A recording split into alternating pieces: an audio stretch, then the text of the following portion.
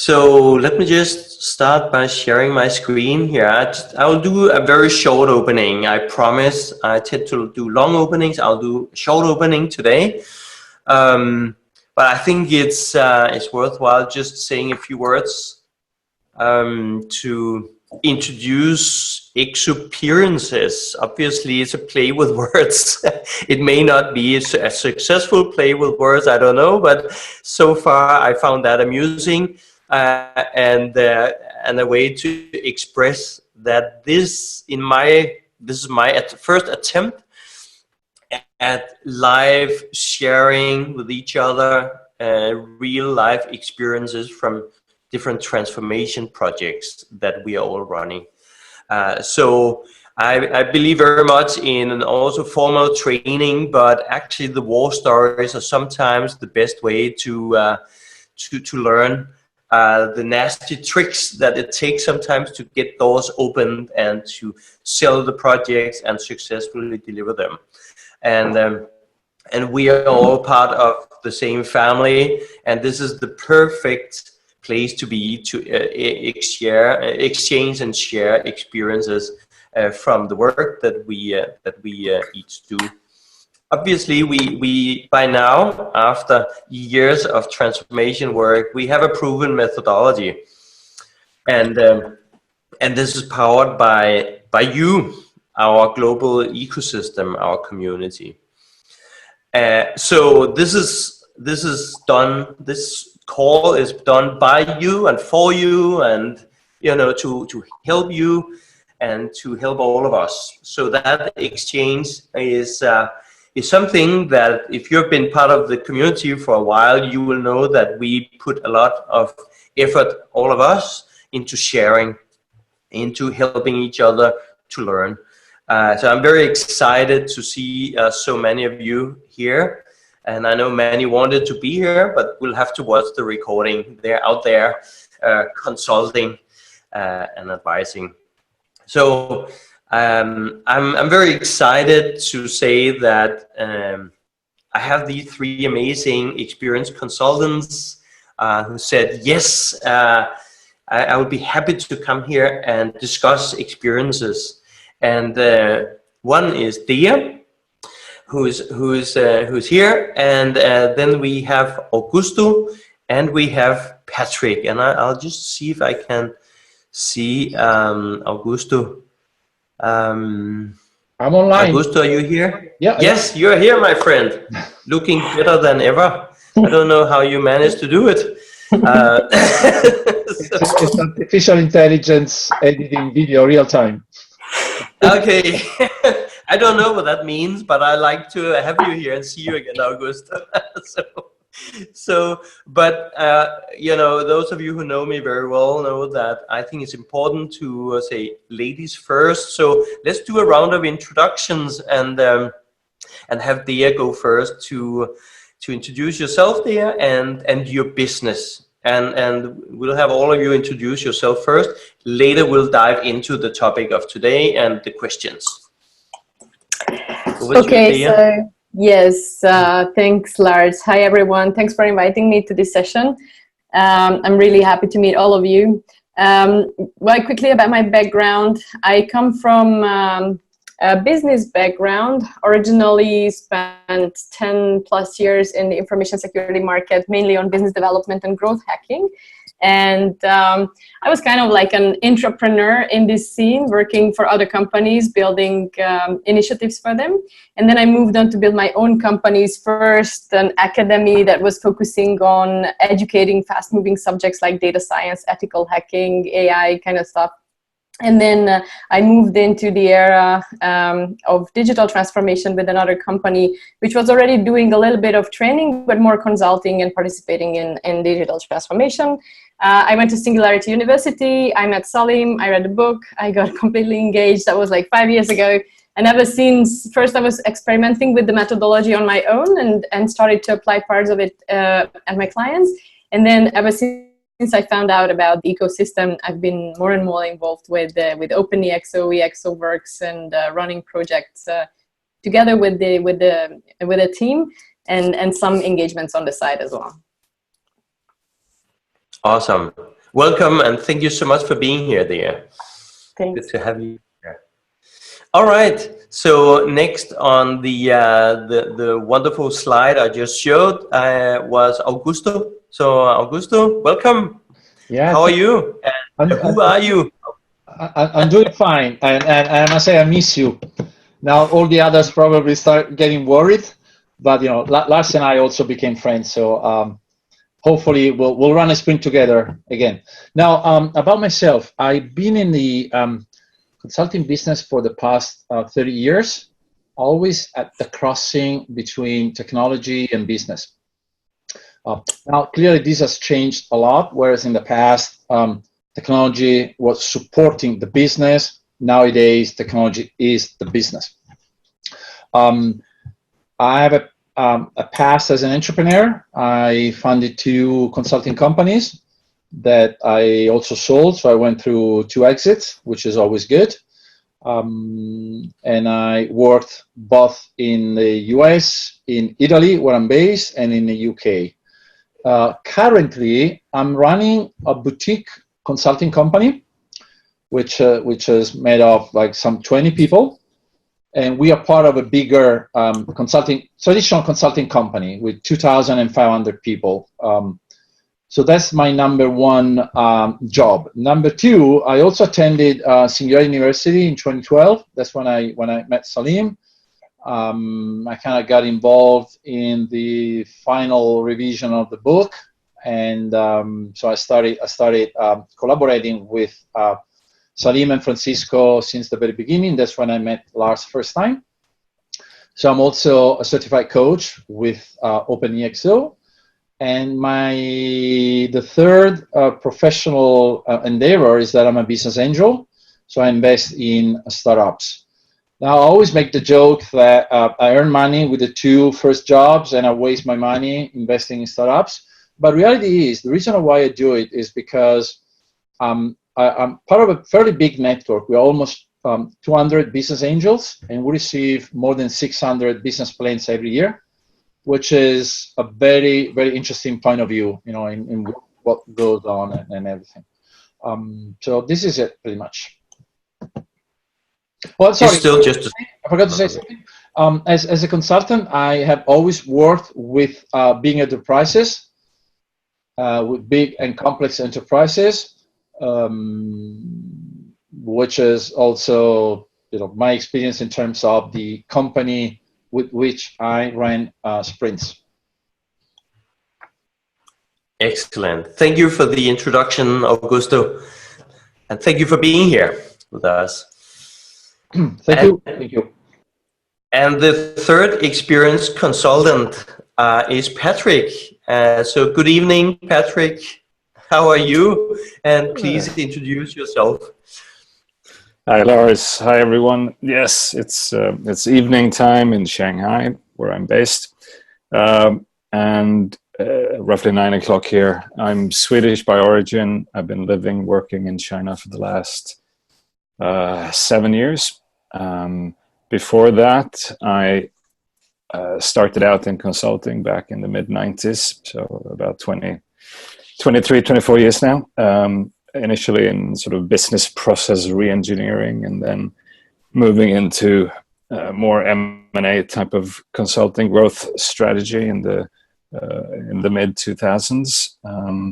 Working at Accenture during the dot-com boom in 99 to 2005. But then gradually moving more and more into corporate finance M&A for about 7 years. And it was during that time that I had an epiphany around business model innovation, doing a lot of post-merger integration, creating new business models out of the new entities. And the business model innovation led to sustainability, which is my focus now since about 5-6 years, because in business models, I think a key interesting concept to me, at least, is the closed loop business models, circular economy being the current term for it. And that led me to my current business, which is the natural step. Originally from Sweden, it's the world's first sustainability advisory firm, founded 30 years ago.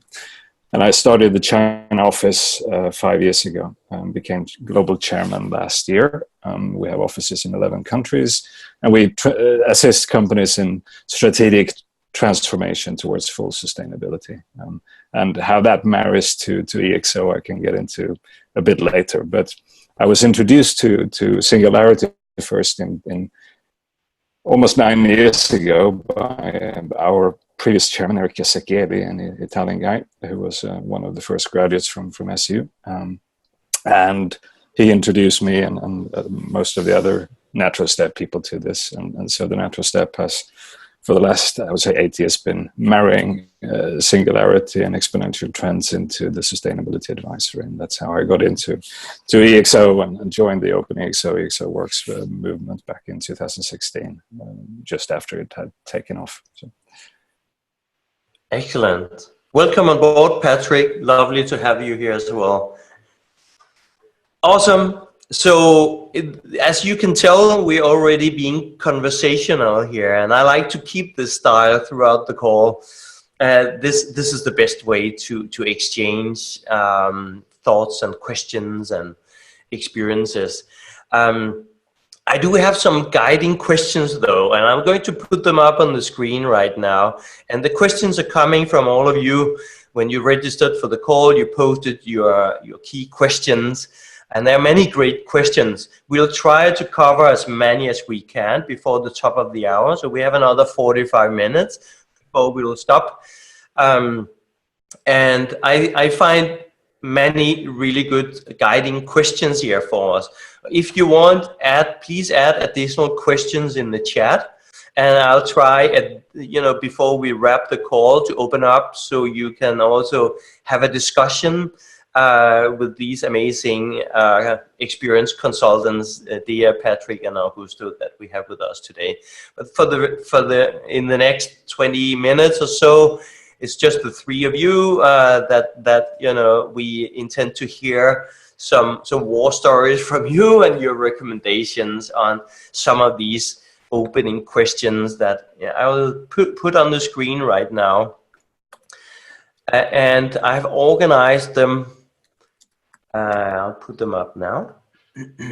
There we go. I've organized them in the way that kind of this most sales related questions and the early in the relationship kind of questions are to the left in general, and the more detailed kind of implementation related questions are to the right. So more or less. So I think from a logical perspective, I was thinking let's start from the left, and I'll open up with the first question. And then feel free when the three of you, Dea, Patrik, and Augusto, are giving your input. Feel free to explain also the nature of your business or specific projects or experiences you have had that you think is relevant to mention. But let me open with the first question to the three of you, and then let the conversation flow between you. The first one is more or less a sales-related question, which is, if we look at a prospect, the organization, who in that organization is typically the best champion or sponsor when it comes to selling this kind of ExO transformation project? Exactly, thank you very much.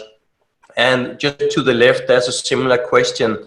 What role inside of the client organization is the one who can make this happen, make this project happen? Any thoughts from any of the three of you who would like to go first? Yeah, I'm happy to start. And this question in a way also connects to the first question actually on this page, what route to take to get to the decision makers. The two are kind of going together.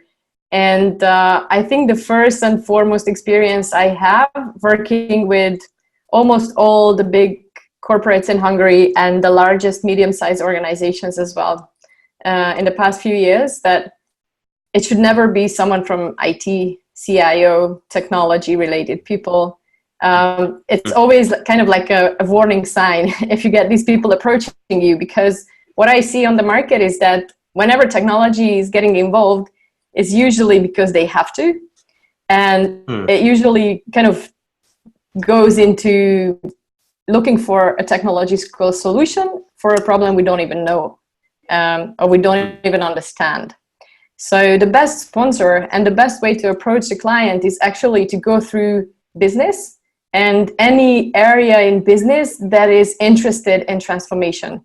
So for me, it's mainly leaders, like usually they should be C-level, because if it's not a C-level leader who is sponsoring you, then probably crucial decisions will not be made, or it will take a long time for you to get to the real decision maker. So it's very important to map, who is going to be able to make the call at the end of the day. But what I find is that HR and HR director level is really helpful, because they are encountering the need of culture and mindset transformation in the organization, and they understand that their old methods are clearly not working. And interestingly enough, when they see, for example, the EXO methodology, which is focusing on innovation, yet it has like a super powerful mindset and culture change in the core of it, they get really excited. And they can open doors to you to get to the right people. So I really sell through HR a lot. And of course, there are the people who are directly involved in digital transformation, so the digital leaders, anyone around business transformation. Always, again, I repeat, it should be C-level, and the CEO potentially. And what I find is, as years pass, it's getting easier and faster to get to the CEO level as well, because CEOs are made super interested in getting things done differently and showing results that are more future-led than what they had, let's say, 5 or 10 years ago. I love the optimism. If this is doable, we can get all the way to the top. Excellent, Dea. Great opening. Patrik, Augusto, what are your thoughts? How do you sell into a new client?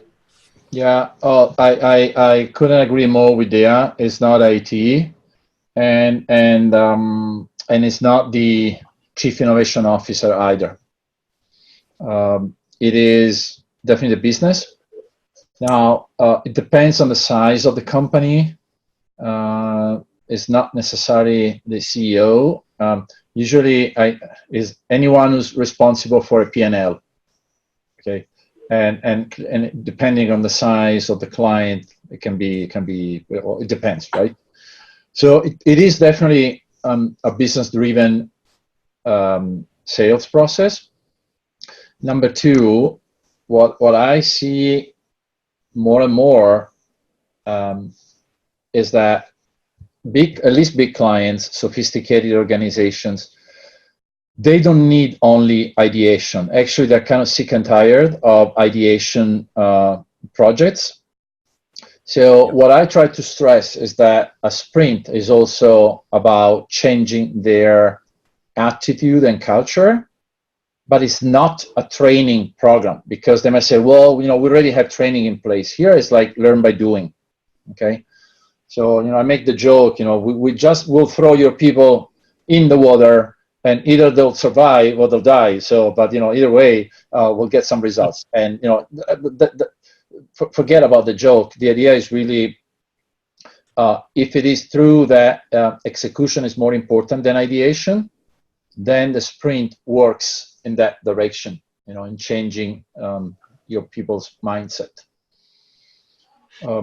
Now, it is usually a long sales process, not so much in terms of the cost of the project, but the amount of time that the customer has to allocate to the sprint. So usually that's what scares my client the most. It's like, 24 people, like at least a third of the time for 10 weeks. That's a lot of time, and we are already running behind so many other projects. So that's their number one concern. Then after that, of course, it is also about money, but the money usually comes second. Patrik? Yeah, I couldn't agree more. I think I've had various routes to the client in terms of HR. We've been approached and delivered a couple of more training type of workshops, awake kind of workshops for executives, up and coming executives in their sort of next generation leadership programs, etc. And that could also be a way of building relationship then with the executive, the P&L owner, who could then buy a bigger chunk at a later stage. Selling the actual sprint, I found very difficult. Now, mind you, I'm in China, where selling any type of consulting is a challenge. They're not used to paying for time; they want to pay for result, and therefore a sprint which cannot guarantee a specific result at the end in terms of P&L impact, etc. It's hard to justify. Another challenge local here is that the China market is extremely fast. It's still growing, most industries at least, at 6-7%. And people don't really have the time to fix things that are broken, or not necessarily needing to invent the new either in many cases. So they just go for the existing market growth and trying to keep pace of the existing market. One anecdote we heard from a leading executive at one of the Chinese unicorns is that she only took meetings no more than 30 minutes because her task from the CEO was to double her business every year, and she has doubled it for every year for 6 years now.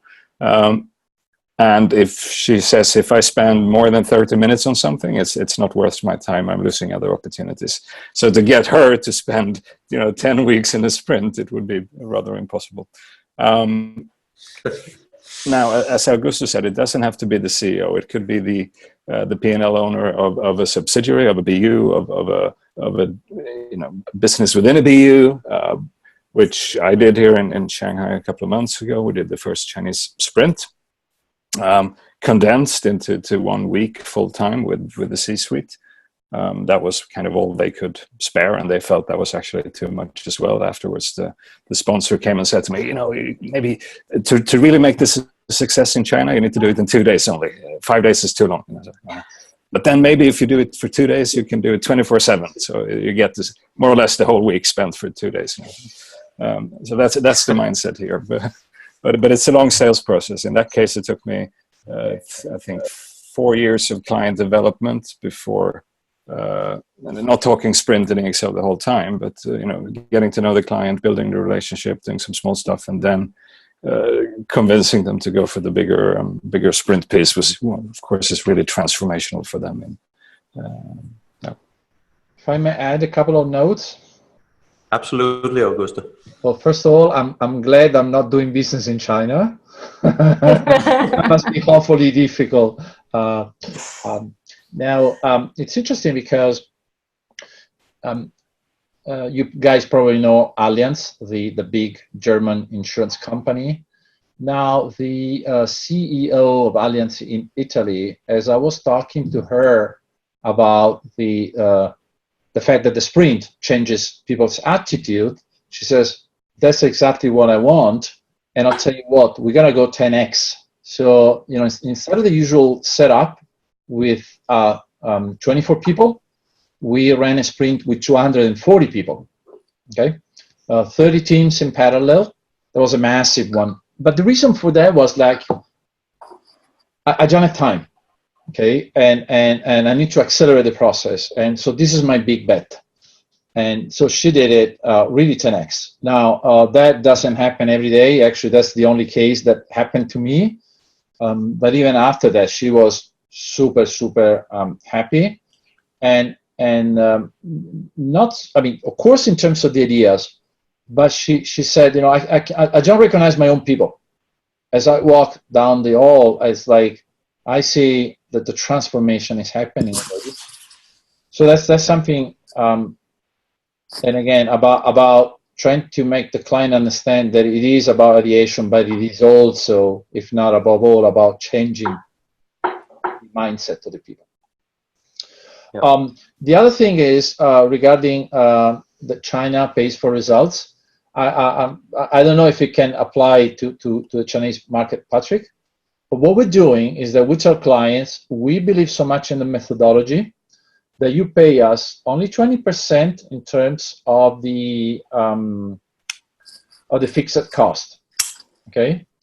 And the remaining 80% is it's up to you, and if you like those ideas, the generated ideas. If you don't like those ideas, you don't owe us the remaining 80%. The only caveat is that then we own the IP, the intellectual property. So no strings attached, okay? Now it's interesting though, that though we always propose this approach, we have never been successful in selling it because the purchasing department talk about the immune system, says, oh, I don't know how to enter this in SAP. I have no idea how to handle this. No, guys. Okay, I'll give you 100%, but just make my life easy. But it goes a long way during the sales process to really let the client understand that we walk our talk. It's like, hey, the retainer fee is 20%, no strings attached. You just tell me I don't like those ideas. And it does impress his clients, okay? In terms of like, okay, we are in it together. Very interesting. And another thought, if I may, Lars, is that, of course, I think both Augusto and I have been talking mostly about the sprint, but I think from a consulting perspective, all of these EXO attributes don't necessarily have to be implemented or used for the sprint process to ideate new startup ideas or sort of projects for the core. You could instead, in a much longer time frame, if needed, work with a client on just 1 or 2 or 3 of these attributes, and in a consulting process, join together with them, figure out a way how to turn the organization more autonomous, for example, so implement accuracy or other things, run experiments if that's what they need. So it could be done in a more traditional consulting project style as well. I like that addition a lot, right? Take those small steps together with the client, let them see the power of the methodology, experience it, and not try to go for the big cake in the first shot, but take those small steps to help them understand how this really works. Yeah. Excellent. So just one more thing to this, really the consulting focus. It refers back to what Augusto just mentioned at the beginning, that clients are really looking for ways of execution, not ways of ideation. And I think this is a crucial point in consulting, which clients don't even realize many times at the beginning. So, for example, many times I experience when I sit down with clients and they kind of tell me the goal, what they would like to achieve as part of our consulting engagement. They have the goal, which is, let's say, design a new service using the EXO methodology, or tweak one part of the organization using the EXO methodology. And they have a time frame like, let's work for 3 months together on this. So then I ask them usually, how do you imagine success? So where are we in 3 months? What will make you feel like, it really worth the time invested? And the interesting thing is they kind of struggle to answer this question. Of course, they want to see some change, but how you measure it, how you make it tangible, that's something you really have to make clients think about. And the other thing that I kind of realize is that when we speak about the process, when we get to the point of how do you make it become part of the DNA of the organization, then they are like, okay, so we only think about being engaged for 3 months, meeting, let's say, once every week, even half a day every week, but how you create the culture of working in an exponential way. So I think the big win is if as a consultant, already at the beginning, you can tell, 2-3 hooks that will get the people engaged on the long run. So I usually tell them, what I can promise you to deliver is that we will do the process that you hire me to help you with. But at the end of the day, I will leave your team with a toolkit, which is maybe just a set of 3-5 questions that they will always have to ask themselves in every meeting when they are meeting a client problem, for example, that will make this whole kind of exponential way of thinking, or one attribute of the methodology, to be with them after, you know, I'm gone. So here is one point that really, I think, needs to be contemplated carefully, how you can, as a consultant, challenge your client to really think about how to make the whole EXO methodology, mindset, culture part of the DNA of the organization. And this is where they really start to go like, wow, you know, I really like what you're talking about. And if you can really do that, to work with us for 3 months and then leave the team with some kind of, you know, toolkit that they can use without you, that's something we really want. And what I experienced is that at the end of the 3 months, if you can really deliver that, they actually want to stay with you. Maybe give you another team, or maybe ask you to coach the team you were consulting. So I think this is something that where there's a huge space. This is just one example I'm telling you, but there is a huge like creative space to engage the clients and dig deeper into the organization. And I also think this is the most exciting part of, you know, consulting teams. Thank you very much for adding that, Dea. I just also wanted to share from our about 4 years of delivering EXO sprints, that we see actually most of these clients we work with, even from the very beginning, they apply the methodology and they start working in this way. They start working with the internal sprints. They keep training each other, using kind of the first sprint alumni as coaches, internal coaches and mentors. They adopt the methodology. And when we call them 1 year later, 2 years later, 3 years later, to hear how things are going, they're extremely excited. So I'm not going to take time today to dive into case studies, but this is what we are seeing.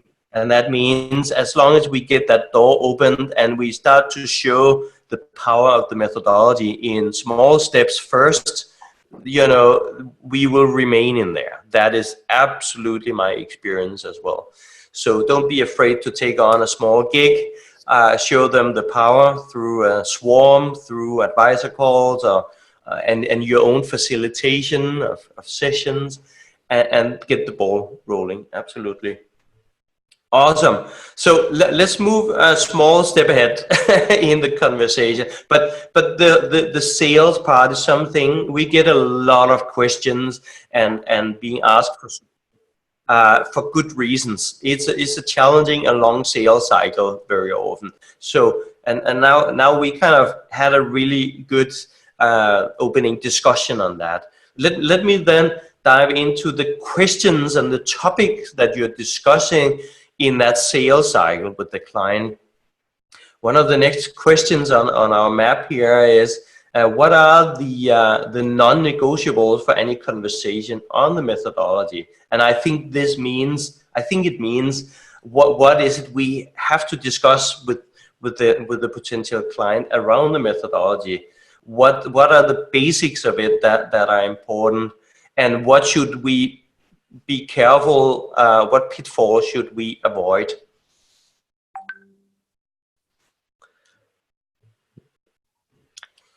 So yeah, so if we speak about the non-negotiables, in case of an engagement, for me it's always time commitment, and it can be a sprint or it can be a consulting engagement. When you work as a consultant, you'll have certain touch points with the client where you are working together, but then they will walk away and work separately without your guidance for a while before they meet you again. And I think the secret sauce to success is if they really do their homework. And that only happens when they're either extremely motivated to do it, or they really have the space and time, plus they are extremely motivated to do it. So I think time is a non-negotiable, and there has to be kind of like a commitment. You know, if you start this process, you have to participate, and there's no question about that. Otherwise, it doesn't make sense. It doesn't make sense for the consultant and for the client either. Yeah. I agree 100% with Dea regarding time allocation, which is tightly related to sponsorship. Now, in every project, you always ask for sponsorship. But in this case, I think it's even more so because middle management will react. My experience tells me that during the sprint, participants, they get excited about the sprint, and I wouldn't go as far as to say that they neglect their business as usual, but it happens all the times that middle management, which as a middle manager, you don't get much benefit out of the sprint, not in the short term at least. So sponsorship is very, very, very important, to support us during the sprint. And because week 3, week 4, middle management will kick back 100%. The other thing is that once you start, you got to finish the sprint. And Lars and I had an experience with a past sprint where we had a pause due to some other commitments, and it's very hard, if not almost impossible, to restart. Okay, I mean, think of a sprint like a marathon. If you have reached kilometer 35, you can't just take a nap and then or take a coffee and then continue. It doesn't work that way. So make that clear, and also make sure that leadership will attend week 5 and week 10, which is when teams present those ideas, because it's a very strong motivation for participants. It is an opportunity for them to present in front of the leadership team, and for some of them, it might even be the first of such an opportunity. So it is very important that they attend. Okay. Now it would be my non-negotiable. There are other important aspects, but I'll stop here for the time being. Thank you, Augusto. Patrik, any thoughts? Yeah, a lot of good things being said. I don't have that much to add. The only thing might be clients may often suggest that, we like this other type of methodology or idea or process. And can't we use that as well as part of the sprint? And in many cases, I feel it would probably mess up the sprint, or they may want to change the order of different weeks or the assignments and things because they have that. Maybe they favor some specific. We want to do. So I had a client that said, "Okay, skip all of the week 2, 3, 4. Let's go straight to prototyping." And I said, "Well, can't really prototype before you have really, gone through the ideating and testing your hypothesis. It wouldn't make sense to develop prototypes before, if your hypothesis is good or not, etc." Right? So to manage that expectation and try to stick to the process. The process is there for a reason. It's been developed, it's been tested, and it will deliver outcomes. But if you start screwing with it, the outcomes may not come, right? And we learned that because our idea was the natural step on sustainability. We have a methodology that has been refined over 30 years now with companies on starting with visioning and then going backwards, backcasting, as we call it, to the present, where we map and understand everything which the business is doing in relation to that vision and try to close the gap from stuff that isn't compliant with that vision, right? And we thought, okay, let's mix that into the EXO sprint process, but it didn't really work. So instead, we did all that stuff up front in various workshops before we came to the sprint. So we had the vision of where we want to take the business to a sustainable world. We have done the impact assessment on the current business. So in the EXO sprint, that would be similar to the business model canvas, which could be done before, and I, in many cases, probably have done before, so they know what their business model looks like. So. And then we started the sprint with the ideation of sustainable ideas, sustainable startup ideas, and ran those through the natural steps filter, basically, and then continued with the pure ExO sprint methodology, and that delivered really good outcomes of a couple of sustainable startups that are now being launched in the Fortune 500. So don't mess with the process too much. That's my recommendation. Right? So that's a non-negotiable for me. So. I must say it is for me as well. Yeah. Dea, over to you. Sorry, go on. No, over to you. I just have one minor thing, but it might as well be important. I had this experience before, not a single time, that clients come when we are already in an ongoing process and say, we have a few new people who need to join, or there is a new leader who just joined the team and we want to jump on board as well. And I kind of used to allow it at the beginning, and I found out that it's super, super bad. Like, never do that, because the people are really like developing their kind of understanding of the whole new world, the future EXO, very quickly. And whenever someone comes into the team who is not understanding the language, the logic, the work that has been done, it really pulls the team back like weeks until that person can really onboard the process. So no matter how high level leader wants to jump on board, just get him or her, wait for the next train to come, and don't let him or her jump on the process you are in already.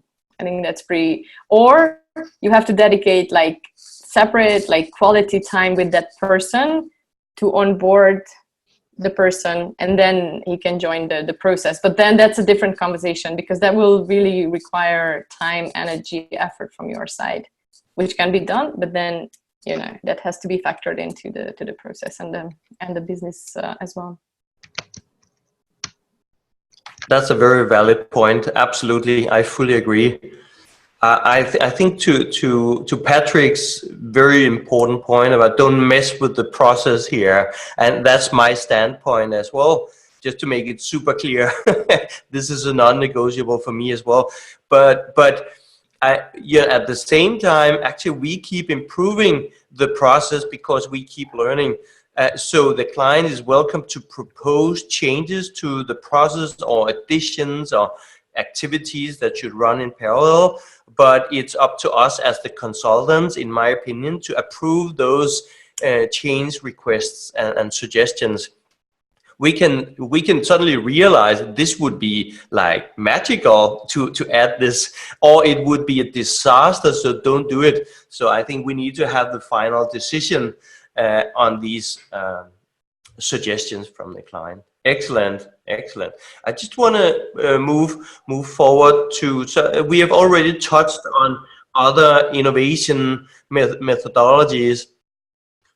So the last question in the left-hand column on the screen here is around the good fact that pretty much all corporates, they have been dealing with innovation for a long time.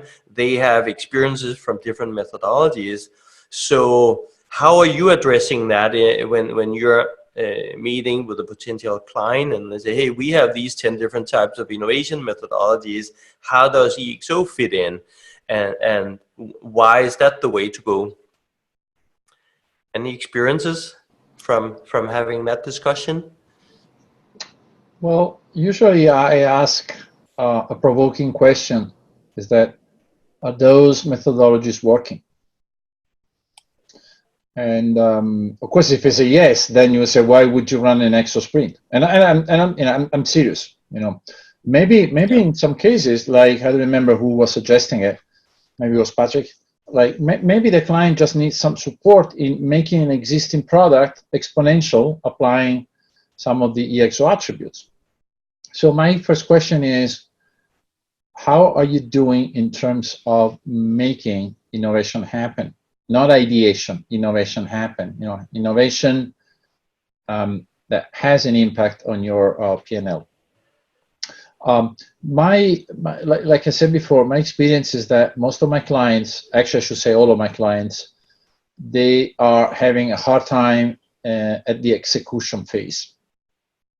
Okay. And usually execution is never really about IT. It's really about the mindset. You know, can we move fast? Can we apply an iteration-based approach? Can we the risk? You know, our approach to the market. You know, can we be quick enough? Can we, you know, how do we build MVPs and all those sorts of stuff? So, I'm not saying that EXO works every time, the sprint, I'm saying, okay? But there are cases when you should leverage more the transformation of their approach rather than the ideation, okay? Because clearly you don't need 10 weeks to ideate, okay? Just to ideate. And in fact, we do it in week 2, that's it. So you might say, hey, so that would be the sweet spot, which is tightly related to the immune system. Okay, and mistake I try not to make is to picture the immune system as something negative. Okay, so it's really trying to understand what holds us back from innovation. Now, I'm currently running a sprint together with Dea, and last week, I spent 2 days with the CEO, okay, major telco,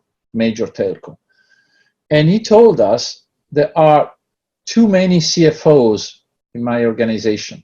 That is, the people try to act like they are CFOs, so they kill projects without even telling the CFO, and people try to second guess me. You know, I would like them to bring more ideas to my attention. Okay. So in a situation like this, yes, the EXO sprint helps. Okay.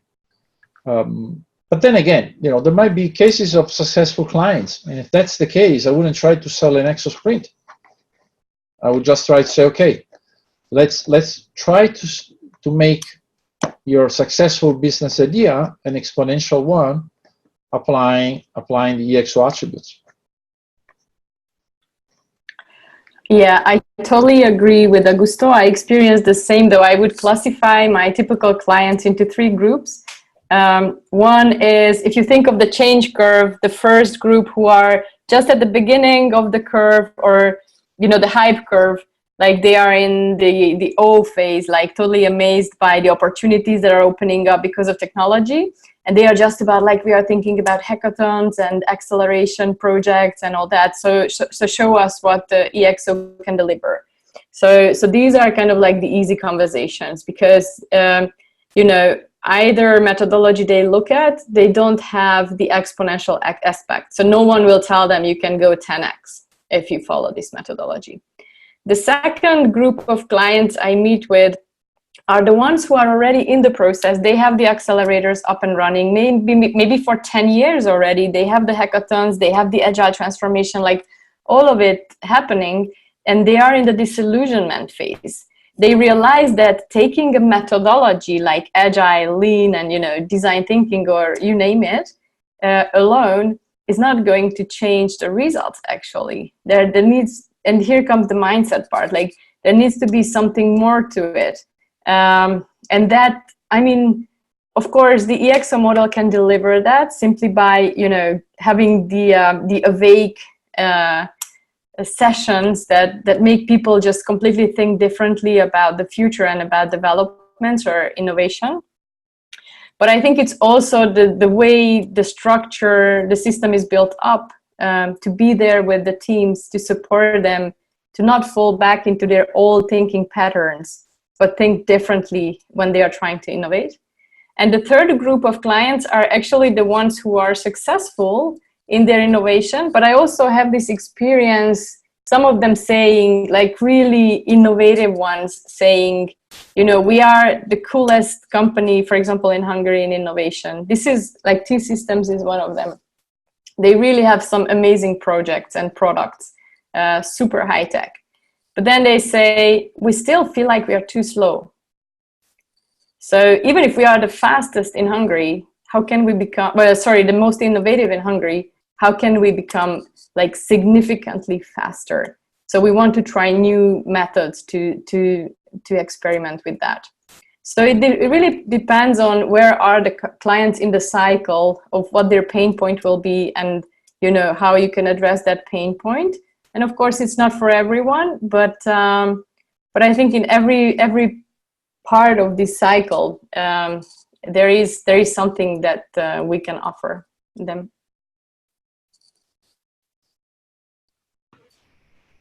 There definitely is. So, any other thoughts, Patrik or Augusto? Well, Otherwise, we keep agreeing on everything. We should start disagreeing. Like, oh, I think that's not, or if we had different experiences, but it seems to be there is a recipe that we could follow here. For example, even to talk about very difficult sprints. I mean, Lars and I, that's when we met the first time. I will not name the client. There was a total lack of leadership, and so people were not working on the assignments, and we were totally powerless. We couldn't do anything about it. Leadership team not attending meetings, not showing up in week 5 and then in week 10. It was extremely difficult, and I think the number one problem was lack of leadership, lack of real sponsorship. I don't know your opinion, Lars, about that one. Yep. Can you hear me, Augusto? Oh yeah. Okay, cool. Yeah, no, I agree. It was certainly not an easy case, and we had to think very creatively around how do we manage the client, manage the process to come out with an outcome that we can justify, we can defend, and so that is a challenging situation. I think it was also a pretty unique one. It's the most, by far, what that stands out in my memory. Yeah, but it wasn't to talk about the past client. It was really to stress once again how important a real sponsorship is. Yeah. Because like both you and Patrik said, don't mess with the methodology. I agree. I usually say trust the process, which is pretty much the same, right? But in order to trust the process for 10 weeks, you need sponsorship, vision, patience, because that's what sponsorship is about.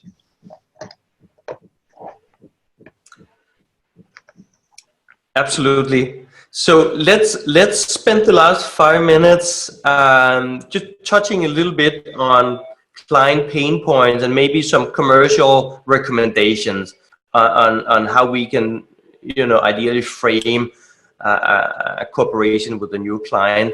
I want to say let's stay on the sales and commercial side of the conversation today and save the more technical attribute questions for another call, because there are plenty of great questions. So let's just spend the last 5 minutes here talking about pain points on the client side that drives a new contract, and what the commercial structure that you have experienced worked best. Anything there to share?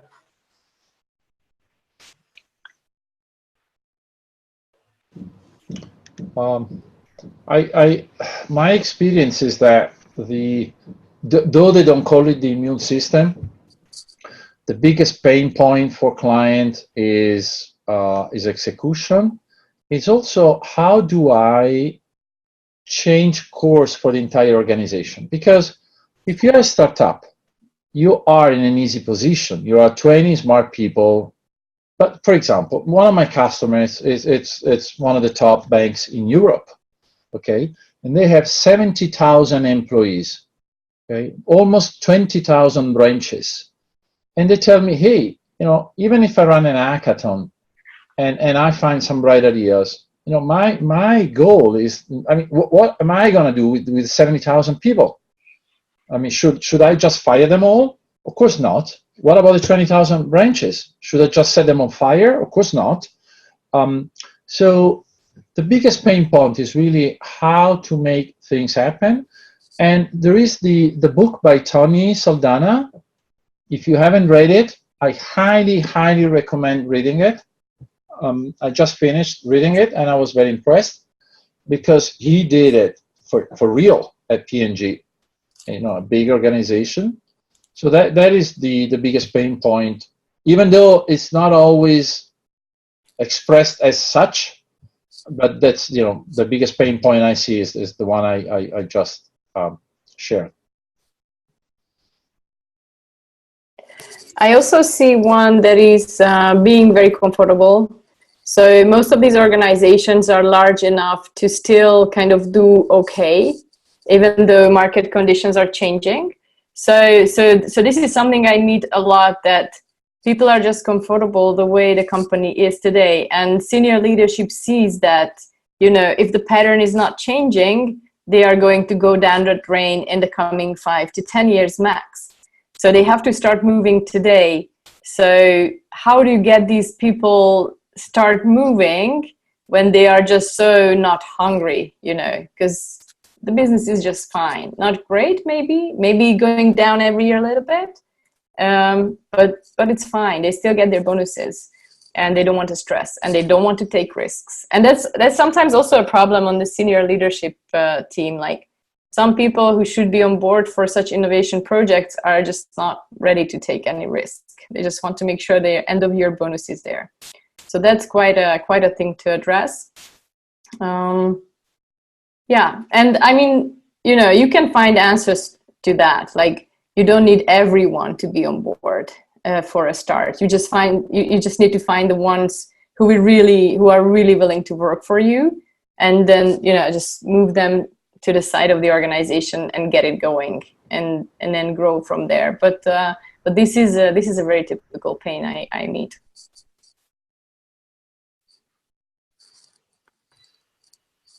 Patrik, any some closing comments from you, and then we'll be wrapping the call.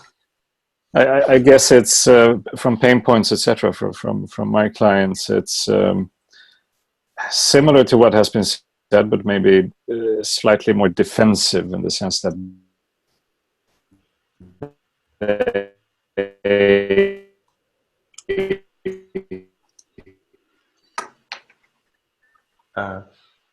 Patrik, we're losing you.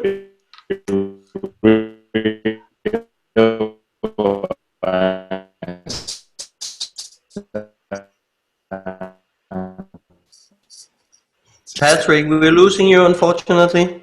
We couldn't hear that. Yeah, I have a bad connection here, so... You're back now. Try again, please.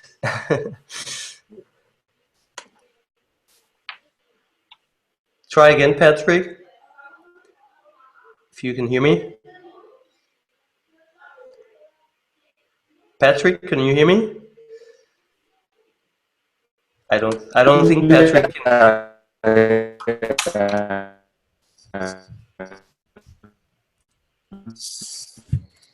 Okay. I think was saying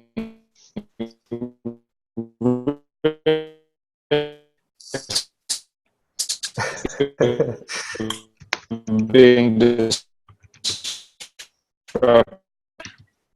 Patrik, sorry, that's not coming through your audio there.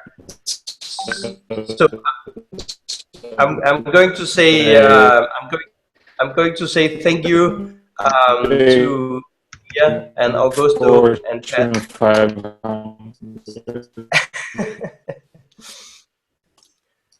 Thank you all. I want to say that I'm excited, at least, that we got to cover, the sales side of things and pain points and these things. There's so much more to dive into.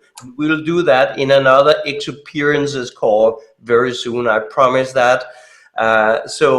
But we have to wrap here in the interest of time. So Dea and Patrik and Augusto, thank you so much for being with us, for sharing your rich experiences. And to the rest of you, please keep your questions coming my way, and I'll make sure to arrange another ExOperiences call very soon. So thank you all for being here. I hope you learned a ton, and go out and try it and let us know how it works on the next call. Thank you all. Thanks. Cheers. Ciao. Thank you. Bye, everybody.